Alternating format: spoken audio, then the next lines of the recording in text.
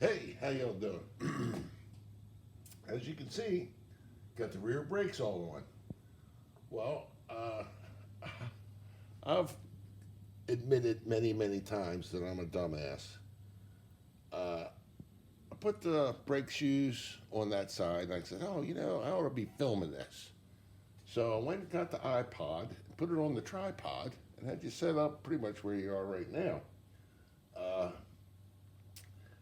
and with the iPad, you can either do the flip flop and look at the screen and see what you're seeing, or well, I didn't do that. I had everything focused on here. I wanted you to be able to see what I was doing. I had my little rolled around table here. It was all set up. I never pressed record. I'm such a dumbass. Well, Mr. Cameraman says, "Well, why don't you take them all off and do it over again? I'll film it." I was like, "I ain't got time for that." No, sir. So we're just going to do this quickly because we're actually in the process of bleeding the brakes, and we're going to move Rusty outside for a little bit. But as you can see, the brakes are on. The long shoe goes in the back. The short shoe goes in the front. And there's a method to this. I'm not going to go through it. I'll show you that on another video. But in the meantime, got the emergency brake cables back in. Got the soft lines in. Got the hard lines in.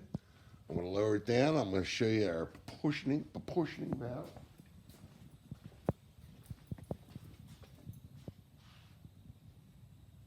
And Mr. Cameraman did such a wonderful job buffing this frame down and painting it.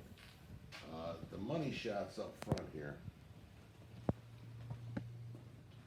It is very pretty. I'm very proud of Mr. Cameraman, which is also the owner of the Jeep, which is also my friend, and also the mystery mechanic. So today he's mystery videographer, and he was a little upset that we didn't get any comments on his wonderful video on the last one. That's your proportioning valve down there. These are all the pre-bent stainless steel lines. This one up here looks a little hokey the way it's run, but Mr. Cameraman actually took very good detailed photos, and that's exactly the way the original ran. So I'm happy with it. He's happy with it. Nothing's rubbing. We are going to add a few clamps here and there just because we can. New master cylinder. So when it rolls out of here today, it's going to be a roller and all the brakes are going to be working. We do have some parts to collect. He wants to do some more detailing underneath the hood here. Over here, it was pretty rusty and ugly and scaly. So one evening I cleaned that up with the wire brush, and I was going to paint it red oxidized primer. Rust-Oleum, I had a can. Well, it wouldn't come out of the can. Pissed me off. So I did have some clear.